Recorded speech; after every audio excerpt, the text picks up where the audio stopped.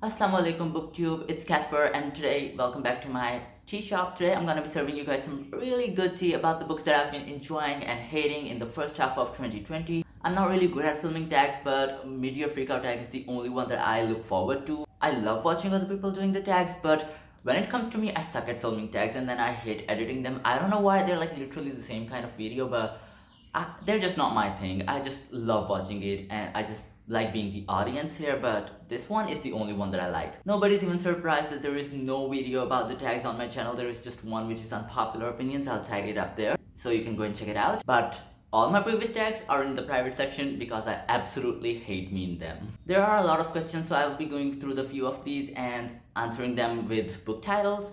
And I definitely don't want this video to be long because I have another video to film today. I'm vlogging my experience of reading 50 Shades of Grey and Twilight side by side. That is really fun, so in case you're interested in that, check it out on my channel later on in the week, maybe next week. I'm not sure when I'll put it up, but it'll be up soon. So without any further ado, let's just dive right into the questions because I'm so excited for it. The first question is, how many books have you read this year? I have read 46 books this year, and by the end of this week I will have 4 more added to that, so it will be 50 books, which I'm so happy because my Goodreads goal was to read 200 books this year and half of the year has already passed and I'm just 25% done with it, so we're not doing really good here, but who is even surprised? I never do good at reading goals. I'm gonna try to read more in the next couple of months because I was busy with some other things in the previous 6 months, so maybe that's why I couldn't read that much, but like I wasn't that busy because I've been in lockdown for like 3 months now and I don't really have an excuse. I'm just blabbing, so no, I failed at finishing my goals and that's the tea. The next question is, which is the best book that you've read this year? So for that I have a lot of options and I'm not gonna pick just one from them, so here we are. The first one is On Earth We're Briefly Gorgeous by Ocean Vuong. This is a book written in the format of a letter from a young boy to his mother who couldn't read it. It gives an insight about immigrant experience in America and a lot of other things which I really love. This book is queer, so that's a cherry on the top. I love this book. There isn't really a lot of things that I can tell you about this book, but I would really suggest you guys to pick it up. I gave it 5 out of 5 stars. Really beautiful writing style and it's a really quick read, so I just read it in like one sitting and I absolutely loved it. During Pride Month, I reread it and I enjoyed it equally. The next one is The Handmaid's Tale by Margaret Atwood. This book, like, it's so fucking good. Like, I cannot even explain. This is a dystopian novel set in like this time we are living in, basically, because it was written in 1985 and the author wrote this book about 2005 to 2010, around that time. So it's kind of crazy because today we can actually relate to the story and it's like so fucked up, and I was so disturbed reading this book, and then I watched the show which was also way too good, and I definitely suggest you guys to read this book because the writing style is so good. This book is about this dystopian setting where women are basically forced to breed children because of some plague that wiped out fertility from a lot of women, and it also plays a role about women oppression, and I really love that aspect of this book, so definitely suggesting it. The next one is Trust Exercise, which is like good at another level. Okay, I'm not gonna explain all of these books because like I have a lot of books, so I'm just gonna go quick through them. So Trust Exercise is about these 2 children who are in their freshman, I think, or maybe sophomore year, but anyways, they're telling their love story at the age of 16, and halfway through the book, like, quite changes. We just see this normal regular teenage romance and we don't see a lot of things happening at the same time, but later on in the books somebody explains it and then you see how fucked up everything was. I know that this synopsis makes no sense at all because like I cannot explain this book. It's really difficult to be explained because of the switching perspective, so I'll just recommend it to you so you can go and read it. The next question is, which is the best sequel that you've read this year? For that, I'm gonna go with The Testaments by Margaret Atwood because I think that's the only sequel I've read this year, but also this sequel is like so good. Like, after watching the show ends at a cliffhanger and you don't really know where the story is gonna go from there, but when you read The Testaments you kind of get an idea where the show is gonna go because Testaments is set 15 years after the end of The Handmaid's Tale, so you don't really know what happens in between. So if you read The Handmaid's Tale and then watch the show and read the Testaments, everything would actually make sense. But if you just read The Handmaid's Tale and then go for the Testaments, a lot of things won't make sense to you. You won't know the people in the book because I think the book kind of lacked character development because Maybe because of the show, I can't really say. I give this book 5 out of 5 stars because I knew everybody already when I went into that book. So the writing style is also different in the Testament, so if that is an issue with you, I don't think you would love it, but I absolutely love that book. I'm really excited for season 4, and I hope that they stick to the new book as well as the previous one, so that would be really amazing. Question number 5 is, what are the new releases that you're excited to get into? For that, once again, I have a lot of options, but I won't be going into their details, because when I read new books, I don't actually read their synopses, because they just like, I don't want to read them because I think they spoil a lot of stuff, and I like going into the book without knowing anything about it. Here are a few which are already released, and I'm really excited for them. The first one is Swimming After Dark, which is, I think, Polish book, or I'm not really sure, but a Polish author wrote it, and I'm really excited for it. I don't know what this book is about, but this book kind of gives me Call Me By Your Name vibes, but I also haven't read that book because I don't want to actually, but I will eventually. Don't want to because of the author. He's like a really problematic, and the book sounds kind of problematic for me because the relationship is between a minor and an adult, so I won't be reading it anytime soon, but if I do, I don't know. And I really don't know anything about Swimming in the Dark. I just saw a couple of people talking about it, and I was like, I'll read it. The next one is Felix Ever After, which is, I don't know the author's name. Once again, am I even a booktuber? Like, should I even be a booktuber? Hands down, no. Anyways, this book is about this transgender who is like, he's involved with some catfishing because somebody tried to out him without any consent. I think that's the synopsis. That's as much as I know, so we'll just stick to that. I also want to read Before the Coffee Gets Cold. I already have a copy. I just want to get into it because this synopsis was like so good. I know about this one. Actually, it's about this cafe where you can go and time travel, but you have to return before your coffee gets cold. So we follow 4 different perspectives throughout the book, and I'm really excited for it because like Japanese literature, it's like chef's kiss. I always like it, so I won't be surprised if this ends up being my 5-star read. Question number 6 is, what are the books that are coming out in the rest of the year which I'm really excited to read? So for this one, once again, a lot of options. Surrender Your Sons and Cemetery Boys, these books are on my top of the list. And then I have Each of Us a Desert, which I already have an arc. Like, I've had the arc for 2 months, but I still haven't gotten to it.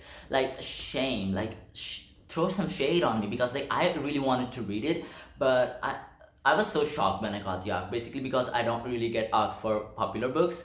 But somehow I ended up getting the arc, and then I was so excited, and then all of a sudden never got to reading it. Yay. Anyways, I would really appreciate it if you nicely bully me in the comments to read that book. If you have read it, do let me know if you like it or not, but I'm really excited for it. Basically, maybe it's kind of fantasy, maybe that's why I'm not getting to it, but I don't know. I would really want to read it, but I don't know. We'll go to the next question. Question number 7 is, what is the biggest disappointment for the first half of 2020? And for that one, I'm gonna go with The Priority of the Orange Tree by Samantha Shannon.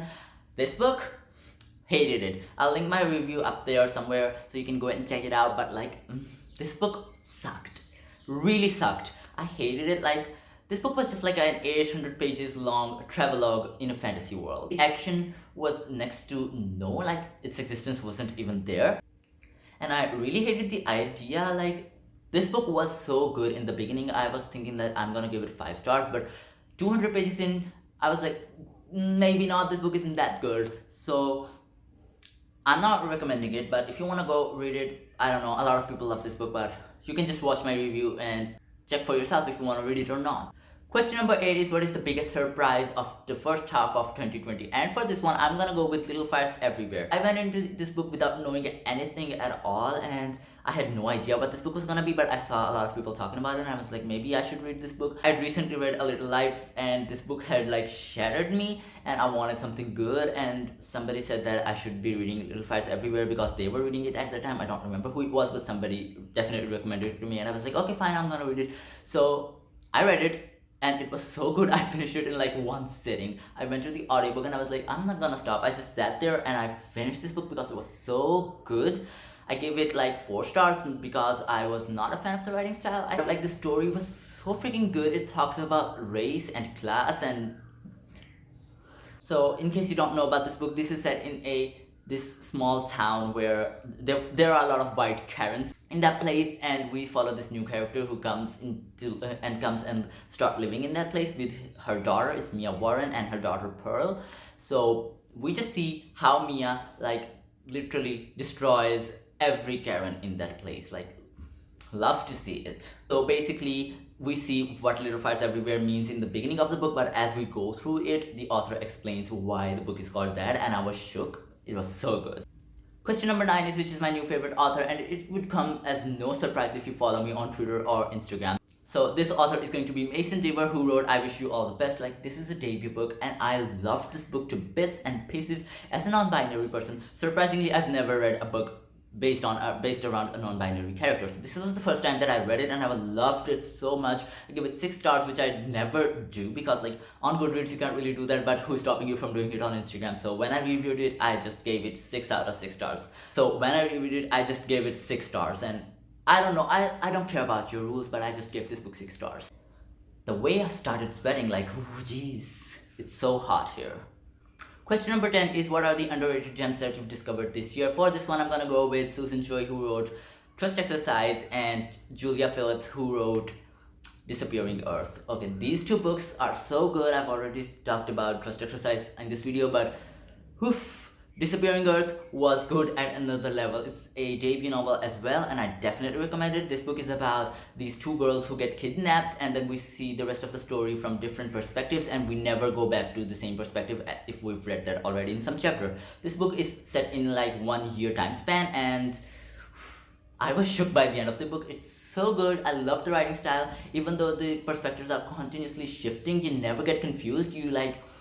The characters are so well developed every time you're reading a new chapter, and I loved it. It was like 10 short stories, 10 or 11, I'm not sure, and each of those one were so well crafted. I love the way the story was told, and I would definitely reread it at some time because I want to know the clues that were left in the book, because there definitely were, which I didn't pick up until like the end of the book. So later on in this year or maybe next year, I would go back to that book because I absolutely loved it.